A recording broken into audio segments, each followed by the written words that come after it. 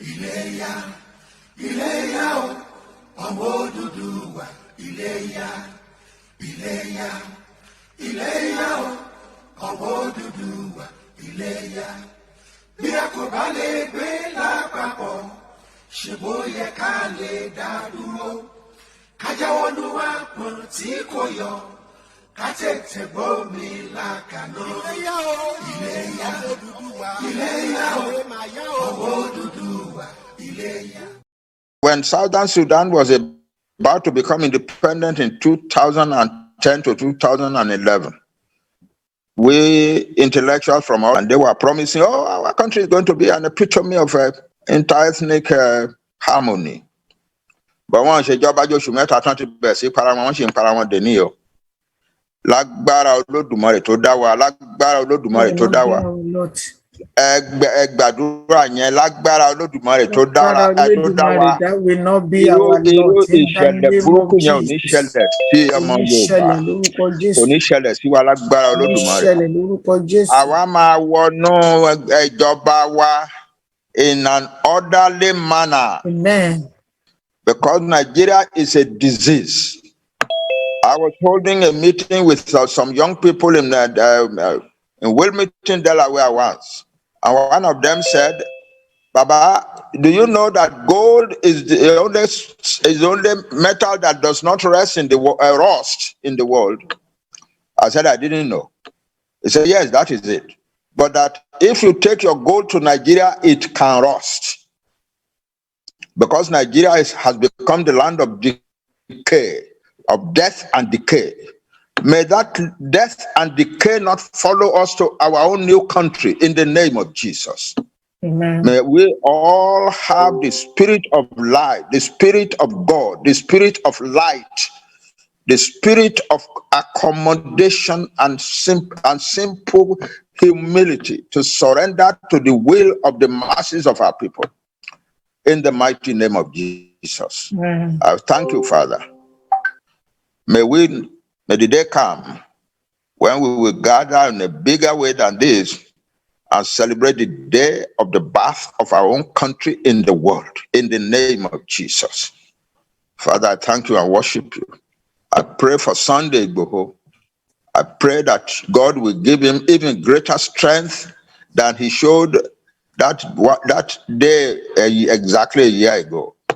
That he will go from victory to victory for the Yoruba nation, that he will bring glory upon glory to the Yoruba nation. In the name of Jesus. I pray for his brothers and sisters who are in the struggle. I pray for my daughter, Onitiri. Thank God for her talents. I thank God for her talents. I thank God that she is bringing a lot into this struggle. I pray, oh Lord, that her contributions will make a great deal of difference for the future, so that we will remember her name as a major contributor to the Yoruba struggle. May the spirit of pride apart from us and never return to us in the name of Jesus. Yeah. Very soon we will the task will belong to us. May we be sure to achieve greatness for our country and for ourselves in the name of Jesus. I thank you all. I thank you all for putting this day together. May God bless you all. May God bless you at home. May God bless you in the field. May God bless you on the road. May God bless you in the marketplace. May God bless you in the factory place. May God bless you in your schools, in every direction. Mo dúpẹ́ lọ́wọ́ yín o, ẹ ṣé mo dúpẹ́ o. A máa gbúrò ara wa sáyọ̀ ní agbára Ọlọ́run. Mi ò ní tẹ́ o, mi ò ní tí lójú yín láyéláyé ní agbára Ọlọ́run. Mi ò wá ní jọra mi lójú ní agbára ẹ̀jẹ̀ Jésù.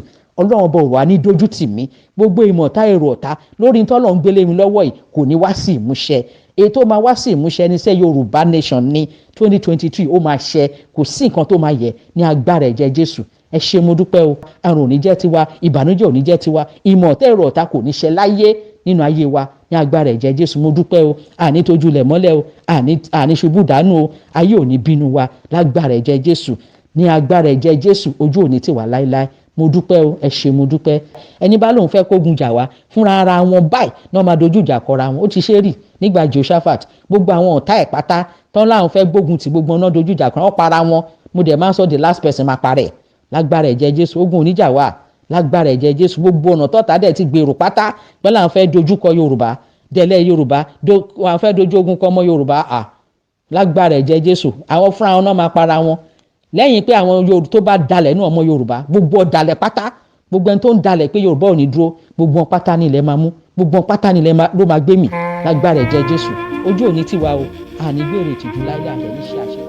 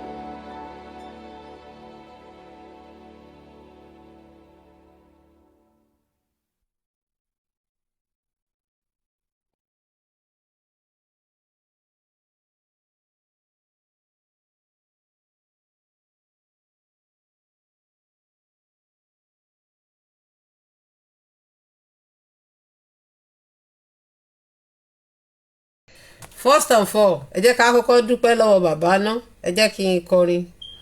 Bàbá o bàbá o bàbá o Ọlọ́run dá bàbá sí fún wa. Bàbá o bàbá o bàbá o tọ́lọ́run dá bàbá sí fún wa. So a dúpẹ́ lọ́wọ́ bàbá nítorí pé a rí wọn pé wọ́n dìde fún ìran wọn ní àsìkò yìí, wọ́n dìde fún ọjọ́ iwájú ìran wọn, wọ́n dìde pé kì í ṣe pé ebi ló ń pa wọ́n, ibi tí wọ́n ṣiṣẹ́ dé nílé ayé ìyà ò lè jẹ wọ́n mọ́, ṣùgbọ́n wọ́n ṣàrò ti àwa ọmọ wọn. So wọ́n torí ọjọ́ iwájú gbogbo ìran wọn, wọ́n fi ẹ̀mí wọn lélẹ̀ fún wa. Wọn ò kọ ikú because location 419 ẹni tó bá ti fẹ́ anybody tó bá ti challenge wọn, wọ́n máa yan mútu ẹ̀ ní. Ṣùgbọ́n a rí pé bàbá wọ́n ro gbogbo yẹn. A dẹ̀ dúpẹ́ pé Ọlọ́run ò jẹ́ kó rí wọn gbàbọ̀dé. Sí ìwé àwọn ti wó odó mọ́ wọn lórí àbí nǹkankan, ṣẹ́wọ̀n pé wọ́n burú gan tó bá di pé kán ti gbódó mọ́ lórí àbí kán ti ṣe kankan. Ṣùgbọ́n a dúpẹ́ pé Olódùmarè kò fi àyè yẹn gbà wọ́n. Ọlọ́run ṣì ń fi ọ̀rọ̀ sí wọn lẹ́nu ní ọjọ́ orí wọn. So a dúpẹ́ lọ́wọ́ Ọlọ́run fún wọn. Ṣùgbọ́n lórí ọ̀rọ̀ tí a bá wá léde tí èmi ọmọ bàbá tí mo fi sọ pé a fẹ́ bá bàbá wa sọ̀rọ̀ lénìí, tí mo sọ pé message to bàbá Akintoye, torí pé àwọn àgbà ló sọ pé wọ́n ní ọmọdé gbọ́n báyìí àgbà gbọ́n báyìí ni a fi dá Ilé Ifẹ̀. Àwọn àgbà náà ló ti sọ pé wọ́n ní pátápátá báyìí ni à ń fọ́jú, kúmọkúmọ là ń dá ẹ̀tẹ̀, ojú àfọ́ ìfọ̀tán ìjà ló ń dálẹ̀. Àgbà ni o, mi tó ń pòwe níwájú ẹ̀yin bàbá mi o, mi tó ń pòwe níwájú ẹnì kọ̀ọ̀kan, mi tó ń pòwe níwájú yín. Mo kàn ṣe mọ̀ pé ẹ̀yin bàbá náà lẹ fún wa ní, ẹ̀yin lẹ fọ̀rọ̀ sí wa lẹ́nu. Wọ́n ní pátápátá ni à ń fọ́jú, kúmọkúmọ ni à ń dẹ́tẹ̀, ojú àfọ́ ìfọ̀tán ìjà ló ń dálẹ̀. Kí là ń sọ ni pé lórí ọ̀rọ̀ òmìnira wa, ìjàǹgbara wa yìí náà ni, lórí ọ̀rọ̀ ìjàǹgbara wa ọmọ káàrọ̀-oòjíire ni. Ó dàbí ẹni pé àti ìmọ̀ ibi tá à ń lọ. Yes, reason ni pé mo máa ń sọ ọ̀kọ̀ọ̀kan tí wọ́n ní tó bá fi alágbàhun sọlẹ̀ ní ìgbà ibi pẹlẹbẹ báyìí, òun náà ni òun ló máa ti dáhùn. So òun ló máa ti balẹ̀. So mo dẹ̀ mọ̀ pé bàbá mọ̀ better, but bàbá fẹ́ wà neutral àṣàgbàlagbà. Bàbá mọ̀ better torí historian ni bàbá. Kó tó di ìgbà ọ̀rọ̀ Yorùbá nation, ìgbà tí bàbá ṣe ìwé history of the Yorùbás, bóyá wọ́n launch ìwé yẹn tí bàbá fi ṣe lecture, tẹ bá rí kíní yẹn lórí YouTube. Mo ti lọ wá kíní yẹn títí mi ò tẹ̀, ó ti pẹ́ tí mo ti wò kó tẹ̀ tó di pé ọ̀rọ̀ Yorùbá nation àbí nǹkankan báyìí. Bàbá sọ history gangba yẹn. Bàbá sọ 1825 ni wọ́n ní àwọn òyìnbó kọ́kọ́ dé Ifẹ̀, tó ní àwọn òyìnbó yẹn sick, báwọn baba ńlá wọn tọ́jú wọn. Bàbá sọ bí àwọn baba ńlá wa bí wọ́n ṣe wà òkè, bí àwọn baba ńlá wa bọ́n ṣe wà òkè, bí wọ́n ṣe ti develop, bí àwa káàrọ̀-oòjíire bá ṣe ti develop kó tó di pé àwọn òyìnbó wá. So wọ́n wá sọ ìtàn kan gbà yẹn. Wọ́n ní pé Ọ̀yọ́, pé ìgbà tí àwọn baba ńlá wa ti ní city, tí àwọn baba ńlá wa ti ní planned city, wípé àwọn òyìnbó ò tí ì ní planned city, tí a ti ní high rising building nígbà náà. So bàbá wa ń sọ gbà yẹn pé dream àwọn ni pé Ọ̀yọ́ ilé yẹn, wípé ká wá padà lọ sọ bẹ̀ yẹn di city bó ṣe wà àwọn Fúlàní wó nígbà náà. So àtìgbà yẹn ni mo ti bẹ̀rẹ̀ sí láìkì bàbá. Mi ì tiẹ̀ tí mọ̀ ọ̀rọ̀ Yorùbá ni, kò tí ì sí ọ̀rọ̀ bíi Yorùbá nation nǹkan. So but ṣe rí ìgbà táwa fẹ́ gba ta ti ń sọ̀rọ̀ òmìnira wa yìí, ó wá pe àkíyèsí wa sí pé téèyàn bá fẹ́ gba òmìnira, tí orílẹ̀-èdè bá fẹ́ gba òmìnira, téèyàn bá wà lóko ẹrú, èèyàn á lọ pé báwo la ṣe dé oko ẹrú, báwo ni ìran wa ṣe ti wà tẹ́lẹ̀. We have gotten a serious system. Àwọn Fúlàní ló bà Ọ̀yọ́ kingdom jẹ́. Ọ̀yọ́ wa ó dàbí British Empire ní tẹ́lẹ̀. Ọ̀yọ́ kingdom gan strong ju beautiful empire tẹ́lẹ̀. Ọ̀yọ́ kingdom dé Ethiopia. Ọ̀yọ́ kingdom ó extend, that's why tẹ́ fi máa rí ọ̀pá Ọ̀rànmíyàn ní Ethiopia. Ọ̀pá Ọ̀rànmíyàn wà ní Ethiopia, mo ti upload ẹ̀ rí. So ibi tí àwọn baba ńlá wa tí wọ́n ṣe iṣẹ́ dé láyé, àwọn baba ńlá wa ti ń ṣe irin, wọ́n ti ń ṣèbọn, wọ́n ti ń ṣe gbogbo nǹkan. Gbàtà àwọn òyìnbó dé tán wá bá wa ṣọ̀rẹ́, ọ̀rẹ́ náà ṣe bí ọ̀rẹ́. Wọ́n kọ́kọ́ dẹ àwọn Fúlàní wá sí wa, òun àwọn náà ń pè ní spy. So ńgbà tán get gbogbo àṣírí wa tán torí inú kan táwọn baba ńlá wa ń lò.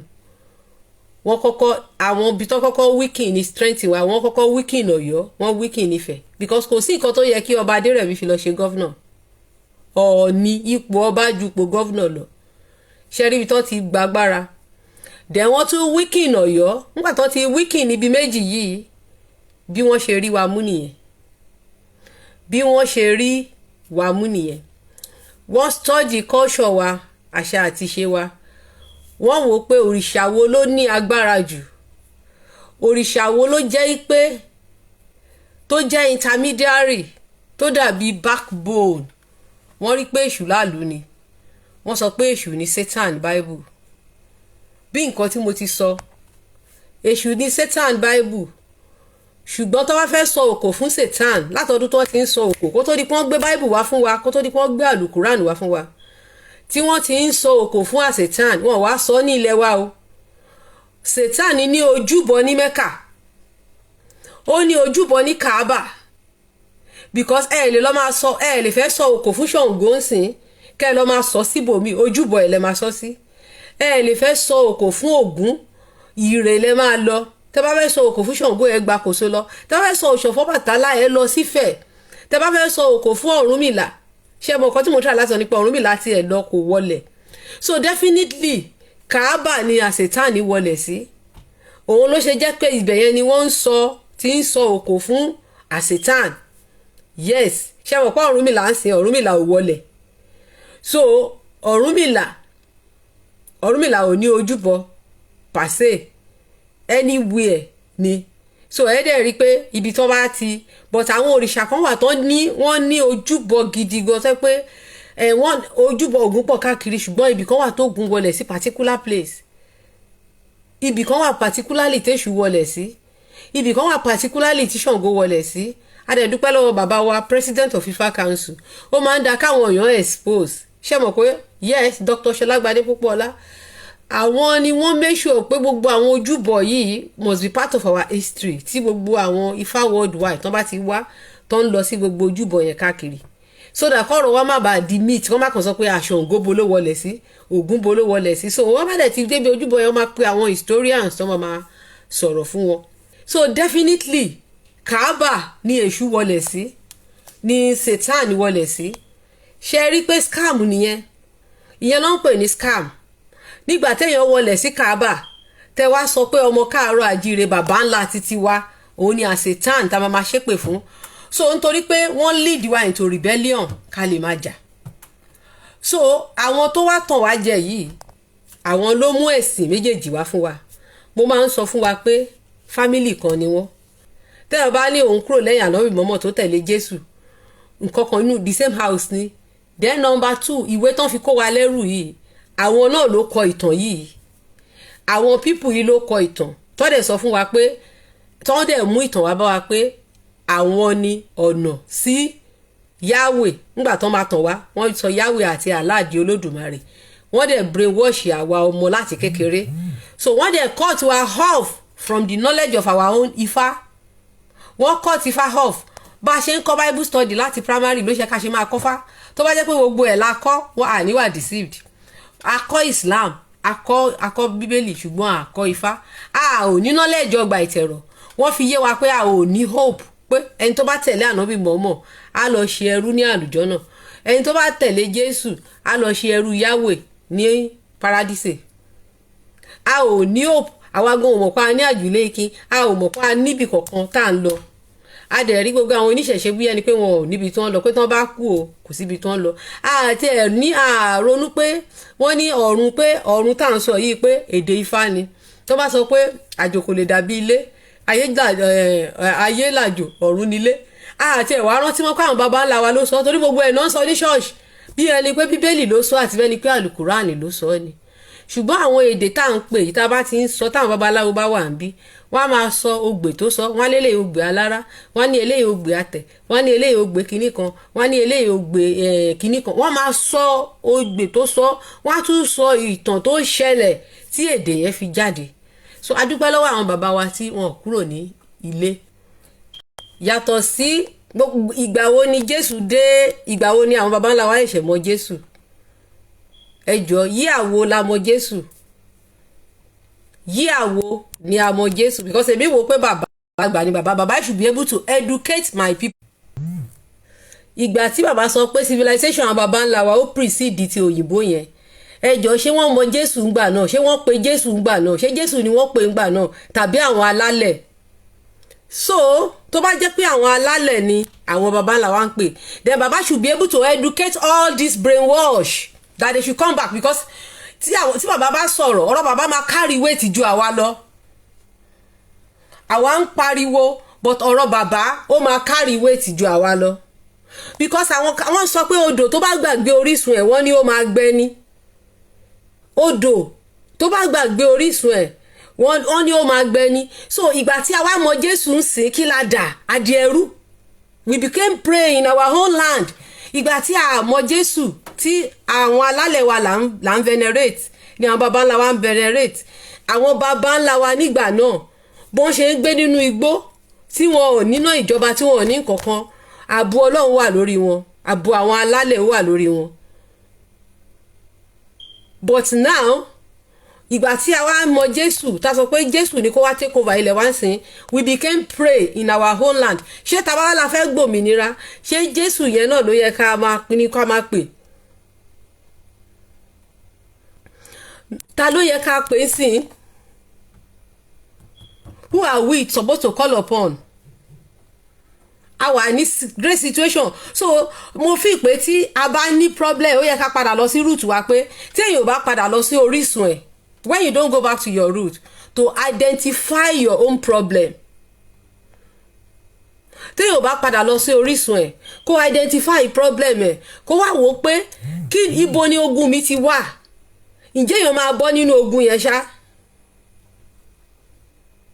Baba is a professor, he doesn't know much about Ìṣẹ̀ṣe, but Baba told history of his own people.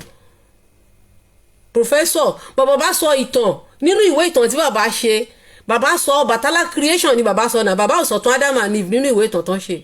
Ìtàn bí Ọbàtálá, how we started, pé Ọbàtálá ni creator. Nǹkan tó wà nínú ìwé ìtàn Baba nìyẹn. Ibi tí mo ti fall in love pẹ̀lú Baba nìyẹn. Before Yorùbá nation. Nínú ìwé ìtàn tí Baba kọ, history of the Yorùbás. Ìtàn Ọbàtálá ló wà ńbẹ̀, you can't find Adam níbẹ̀. Ìtàn tí Baba establish ni pé nínú ìwé tí wọ́n kọ wípé àwa ni ìran àkọ́kọ́ pé àwọn ohun tó rọ̀ láti ọ̀run ni àwọn baba ńlá wa wọ́n dẹ̀ sọ bí Ọbàtálá ṣe dá the first person bí Ọbàtálá ṣe dá ilẹ̀. Ìtàn tí wọ́n kọ nìyẹn. Ìtàn yẹn ò sí inú Bible náà kò dẹ̀ sí inú àlùkùrán. Ìtàn tí Baba Akintoye kọ nìyẹn, and that was one of the reasons tí mo ṣe tẹ̀lé Baba Akintoye. That was one of the reasons tí mo ṣe tẹ̀lé Baba. Wípé anybody tó bá ti identify orísun ẹ̀, because gbogbo àwọn pastors, àwọn àfáà, àwọn imam, they just want to put us in trouble. Wọ́n ò fẹ́ torí little peanut, torí nǹkan tí wọ́n ń jẹ, because of what they are eating, torí oúnjẹ tí wọ́n ń jẹ, nǹkan tí wọ́n ń jẹ nínú kìíní. That is the reason why they want us to remain full. Wọ́n ò fẹ́ ká kúrò nínú ẹ̀sìn àjèjì. Wọ́n ò fẹ́ ká kúrò nínú bondage. Wọ́n ò lo ọpọlọ wọn. Ìlú tí wọ́n ti kọ Bible làwa ń gbé náà. Ìgbà tí àwọn baba ńlá wa ń lọ, ta ni wọ́n ní ká pè tá bá níṣòro? Àwọn wo ni wọ́n ní ká pè tá bá níṣòro? Ta ló wá sọ fún wa pé tí ìṣòro bá dé bá wa pé ká máa pe Jésù? Ẹni tó kó wa lẹ́rú àbáwọn baba ńlá wa. Ẹ jọ̀ọ́ bá mi kọ sílẹ̀. Ṣé àwọn akónilẹ́rú? Ṣé àwọn tó kó wa lẹ́rú tó kó wa sí wàhálà tá wà yìí? Àwọn kọ́ ló fún wa lórúkọ tá máa pè ní? Ṣé àwọn tó kó wa lẹ́rú yìí ṣé wọ́n lè sọ ọ̀nà àbáyọ fún wa ni? Ẹ̀yin ti rí ibi tí ẹni tó kóyàn lẹ́rú ti máa fi ọ̀nà àbáyọ hàn yàn ni. Mo kóyàn lẹ́rú màá dẹ̀ wá fi ọ̀nà àbáyọ hàn ẹrú mi pé ẹrú mi o tó bá fẹ́ kúrò ní oko ẹrú mi o ọ̀nà báyìí ni kò gbà. ṣé téèyàn bá kóyàn lẹ́rú sí màá wá gbé ìwé fáwọn yẹn pé ìwé yìí ló máa guide yín to your freedom. ṣé èèyàn tó bá kóyàn lẹ́rú lè fúnyàn níwèé tó máa guide ẹ̀ to the freedom? kí ló dé tí wọn ò ṣe jẹ́ ká máa tẹ̀lé nǹkan táwọn baba ńlá ti wá fún wa? àwọn Chinese tó tẹ̀lé nǹkan tí baba ńlá wọn fún wọn lénìí wọ́n mọ ẹ wo ibi tó wà. àwọn Japan ẹ wo ibi tó wà. àwa tá a padà lẹ́yìn nǹkan táwọn baba ńlá wa fún wa lénìí báwo láyé tiwa ṣe rí? ẹ wo ìlú wa bí oko, ẹ wo gbogbo nǹkan tọ́lọ́run fi kẹ́ wa, ẹ wo gbogbo nǹkan tí Ọlọ́run fi kẹ́ wa. àwọn baba ńlá wa ti ń ṣe golden sword, wọ́n ń ṣe adé idẹ, wọ́n ń ṣe adé gold, wọ́n ń ṣe diamond, wọ́n ń ṣe gbogbo ẹ̀ kó tó di pé àwọn òyìnbó dé. mo ti ṣó kíní ìrìbọn mi ní sọlé ní so kí ni rísì tó ṣe wá jẹ́ pé wọ́n ní kán gbàdúrà, gbogbo wọn sọ pé ní orúkọ Jésù, ní orúkọ Jésù, ní orúkọ Jésù, ní orúkọ Jésù. ṣíìpù tó fi kó àwọn babaláwa lẹ́rú Jesus of Lubeck ló ń jẹ́, tó fi pé àwọn baba wa ní ẹrú.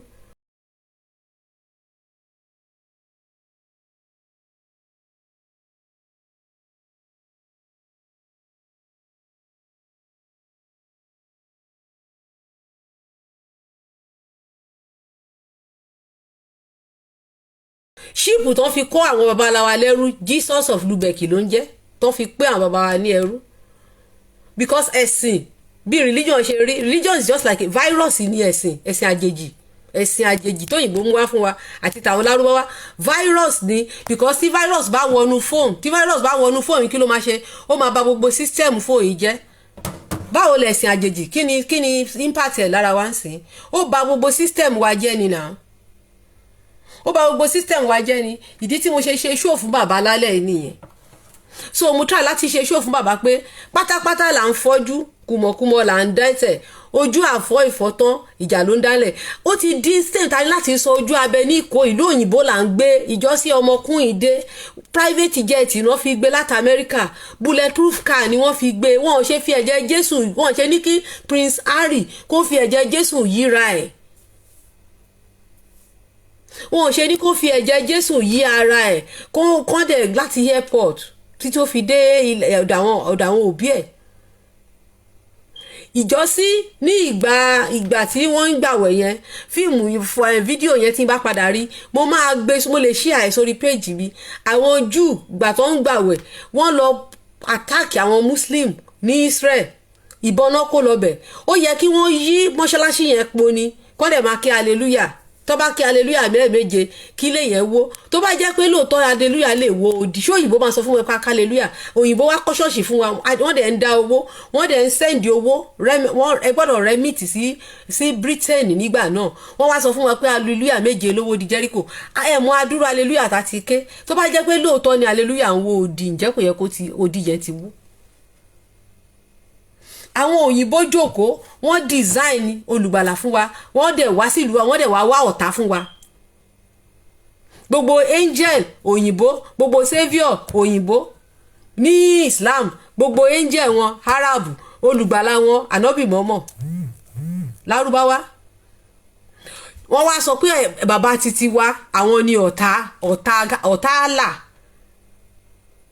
àwọn bàbá títí wa òun ni ọ̀tá Yahweh, tó láwọn bàbá tí wọ́n ń ṣọ̀tá Olódùmarè, ọmọ Olódùmarè ni wọ́n. mo download fídíò yìí lórí péjì Kóìkì kan ló post ẹ̀, àwọn ọmọ ẹ̀ ló post ẹ̀. fake irọ́ ara nǹkan tá à ń sọ ní pásítọ̀ yẹn orí ìríkùrí. níjọ́ sọ̀tà dé ẹ̀mí Ọlọ́run ní ẹni tí ẹ̀ ń coordinate nation ẹ gbàdúrà kọ́mọ́ bá fèsù sí ẹ̀yìn tó ní wọ́n lọ bọ èṣù fún yín, wọ́n lọ bọ èṣù fún yín kọ́mọ́ bá fèsù sí ẹ̀yìn. níjọ́ sọ̀tà dé ẹ̀mí Ọlọ́run ní ẹni tí ẹ̀ ń coordinate Yorùbá nation ẹ gbàdúrà kọ́mọ́ bá fèsù sí ẹ̀yìn tó ní wọ́n lọ bọ èṣù fún yín, wọ́n lọ bọ èṣù fún yín kọ́mọ́ bá fèsù sí ẹ̀yìn, wọ́n lọ bọ èṣù fún yín o. ẹ̀mí Ọlọ́run yẹn lọ gbé gbá ọpẹ́ ká lè gbẹ́sẹ̀ lé. mo rẹ́yìn o ò ní jábọ́. ẹ̀mí Ọlọ́run ló sọ bẹ́ẹ̀ fún mi o. ìrìn àjò ó dáa o, a ò ní ṣe lásán. ká sẹ́yìn lè wà. kí n sọ mo sọ o Yorùbá. ó ní ẹ̀mí Ọlọ́run ó sọ pé ẹ máa gbọ́ sọkúsọ tó sọ o ó ní ẹ̀mí Ọlọ́run ní kí wọ́n gbé ẹsẹ̀ lé èṣù wípé wọ́n lọ bọ èṣù fún àwọn tó ń ṣe agitation wípé kí èdè wọn dàrú. Ǹjẹ́ láìsí èṣù láàlú ǹjẹ́ ìran káàárọ̀ oòjíire lè exist without èṣù? Kò sí nǹkan tó ń jẹ́ ìran káàárọ̀ oòjíire láìsí àwọn irúnmọlẹ̀ yìí. Then nínú ìtàn wa ẹjọ́ oore wo ni Jésù ṣe fáwọn baba ńlá wa yàtọ̀ sí ìgbà táwọn òyìnbó dé tó sọ pé Jésù ó fi ẹ̀jẹ̀ rà wá padà ó rà wá ní ẹrú náà rà o. Ẹjọ́ mo béèrè nínú ìgbà táwọn baba ńlá bóyá ìgbà tán fẹ́ lọ dá oko àbí ìgbà tán fẹ́ lọ tẹ̀lúdó àbí ìgbà tán wà nínú igbó oore wo ni Jésù ṣe fún àwọn baba ńlá wa? Ẹ gbọ́ nǹkan tọ́mọ àlè ń sọ, ẹ gbọ́ ọ̀rọ̀ ọmọ àlè. Oore wo ó dẹ̀ ní Olódùmarè ló bá òun sọ̀rọ̀. Oore wo ni Jésù ṣe fún àwọn baba ńlá wa yàtọ̀ sí mental control? Because oore ta lè sọ pé Jésù ṣe fún wa gbogbo nǹkan ìdí gbogbo nǹkan gbogbo heritage táwọn baba ńlá wa fún wa nígbà tá ti gba Jésù là torí Jésù la ṣe ń ba gbogbo nǹkan heritage àwọn baba ńlá wa jẹ́ o. Ogún ìbí ti bẹ̀rẹ̀ sí ní bàjẹ́ torí Jésù. Our own heritage spiritual strength wa a bẹ̀rẹ̀ sí ní bàjẹ́ torí Jésù. Oore wo ni Jésù ṣe fún ìran baba ńlá mi? Ẹ jọ̀ọ́ nínú ìtàn wa oore wo ni Jésù ṣe fún ìran wa? Nítorí Jésù gbogbo nǹkan táwọn baba ńlá wa ní pátápátá gbogbo òyìnbó fọ́tò òyìnbó ló tún gbé síbẹ̀ o, fọ́tò òyìnbó píṣọ̀ òyìnbó ló gbé síbẹ̀ o. Ó dẹ̀ ní Olódùmarè ló bá òun sọ̀rọ̀. Ṣé ti rí pé onírọ́ làwọn pípù yìí? Gbogbo nǹkan tí àwọn baba ńlá wa ṣe gbogbo heritage táwọn baba ńlá wa fi sílẹ̀ gbogbo iṣẹ́ táwọn baba ńlá wa ṣe la máa ti bàjẹ́ tán àbí 150 years bíi pé Jésù ó gbé àmà fún wa pé ká máa wó ilé àwọn baba ńlá wa tá bá jí láàárọ̀ a máa ṣépè fún àwọn baba ńlá wa a máa gbé ara wa ṣépè a máa gbé DNA wa ṣépè. Àwọn baba ńlá wa wọ́n ti ń ṣèbọn wọ́n ti ń ṣaṣọ wọ́n ti ń ṣe bàtà wọ́n ń control iná kóyìnbó tó níná làwa ti ní iná crystallite tó ń tàn nífẹ̀ẹ́ tó máa tún tàn sólà ni Ọ̀rúnmìlà ni wọ́n ló mú wá òtòdí ọ̀run lọ́lọ́rúnmìlà ti mú wá wọ́n ní gbogbo Ifẹ̀ máa mọ́ kérégédé ní òyìnbó gbé lọ. Ọ̀pá kan ọ̀pá Odùduwà ni wọ́n pè é tí wọ́n ní Odùduwà fún ọba ń ta 200 million lọ́nà fẹ́ fi gbà ń sìn tó bá fẹ́ fún wọn tóyìnbó gbé lọ níjẹ̀bú. Ọ̀pá yẹn wọ́n ní ọba ń ta tó bá ti nà sí odò báyìí ó máa pín ni.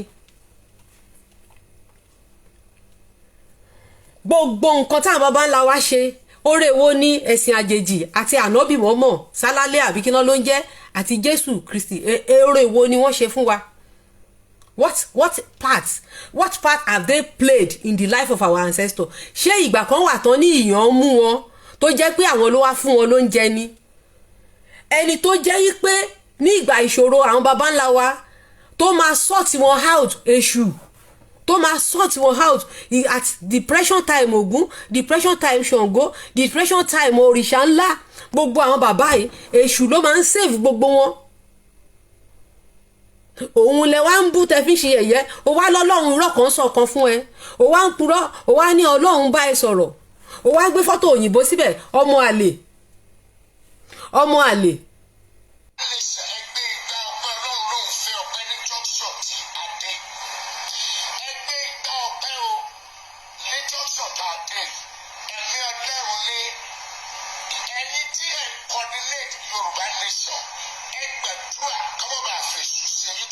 Ṣé mọ̀ pé Yahweh ṣé mọ̀ pé onírọ́ ni Yahweh nínú Bible Yahweh ní òun máa rán 400 kán lọ tàn King Ahab jẹ. Yahweh nínú Bible ó ní and I will send 400 prophets to go and deceive King Ahab unto destruction. Rabbi Michael tí mo máa ń gbọ́ mẹ́sẹ̀gì ẹ̀ ó ní ara nǹkan tí Yahweh máa ń ṣe ni pé ó máa ń create fake miracle láti lead àwọn èèyàn astray. Ìyẹn Yahweh wọn yìí Yahweh nínú Bible ó sọ pé òun máa lead 400 people. It's going to lead 400 people astray. 400 people astray. 400 people astray. ó lóun máa lead wọn away from truth kàn tán kí n hebab jẹ so Yahweh ló ń sọ̀rọ̀ nínú máa not Olódùmarè because kò tiẹ̀ mọ Olódùmarè doesn't know Olódùmarè Bible kì í ṣe ọ̀rọ̀ Olódùmarè because Bible acknowledge odù mẹ́rìndínlógún ayé ẹ̀ lè separate odù mẹ́rìndínlógún kúrò ní Olódùmarè because wọ́n ní odù yẹn 16 ni ṣé Bible acknowledge odù mẹ́rìndínlógún ni ṣèbí Bible wá condemn Olódùmarè ni ṣé Olódùmarè á condemn orúkọ ẹ̀ ní Olódù Allah àwọn lo Allah against Olódùmarè ni àwọn dẹ̀ lo àwọn orúkọ irọ́ yìí wọ́n wá fẹ́ fi suppress Olódùmarè wọ́n fẹ́ fi gba Olódùmarè kúrò lẹ́nu wa wọ́n fi gba Olódùmarè kúrò lẹ́nu wa. So because of this òun la ṣe jáde ipe tá bá mọ̀ pé a ti ready fòmìnira ẹ jẹ́ ká mọ bí tá ń lọ ẹ̀sìn àjèjì ò lè gba òmìnira kankan fún wa kò lè gbà bá ṣe ń gbàdúrà tó Nàìjíríà àárí solution àárí nǹkankan ẹ̀sìn àjèjì náà fi ń ràn Nàìjíríà kí ló dé tí Jésù ò ṣe ti pa gbogbo àwọn sínétọ̀ tó ń jí owó wa kí ló dé tí Allah ò ṣe pa wọ́n gbogbo owó wa wọ́n ń jí wọ́n wá fi ń tùlù Jésù ṣe kí n ṣe owó wa náà Europe ní Jésù náà wọ́n jí gbogbo wa wọ́n fi tú Europe ṣe wọ́n fi ń tùlù ànábì ṣe Israel gbogbo ẹ̀ wọ́n fi owó wa wọ́n fi tùlù wọn tí wọ́n ṣe àwa tá a ní owó àwa ń ṣe ẹrú so pásítọ̀ yìí ó wá ń pa irọ́ Olódùmarè sọ fún un pé wọ́n gbọ́ èṣù ṣé èṣù máa wá gbógun ti òmìnira àwọn ọmọ ẹ̀ àbẹ̀rò pé inú èṣù láàlú dùn sí wa bá ṣe ń jìyà ṣe rò pé inú ẹ̀ dùn sí wa ni wọ́n ní oníṣẹ́ owó kì í jẹ́ kí iṣẹ́ owó ìbàjẹ́ náà onílù máa ń fẹ́ kí ìlú ẹ̀ tú ni àbí olórí burúkú yìí kò mọ̀ pé èṣù wà lára àwọn alálẹ̀ wa ni. so ìgbà tí àwọn baba wa tán lọ bọ èṣù fún ilẹ̀ wa recently so àwọn tó bá ń ṣe àwọn ọdún fáyẹ̀ tán lọ bọ èṣù àbí pé àwọn bọ èṣù ṣé ìyẹn ní àyíká kọjá.